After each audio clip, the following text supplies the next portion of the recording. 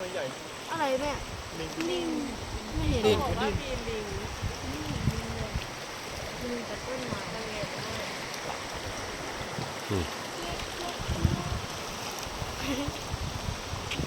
เหมือนชาวโรฮิงญาอพยพข้ามนี่เลย น้ำท่วม นี่ นี่ก็ต้นไม้ล้มเทียบอู้อู้ประตูก็ถ้าเราตกน้ำไปเราจะหนาวเหมือนนึกถึงเราเป็นนั่นแหละมันสุดยอดนี่ไงน้ำตก เนี่ยน้ำตกคุยระวังหัวนะ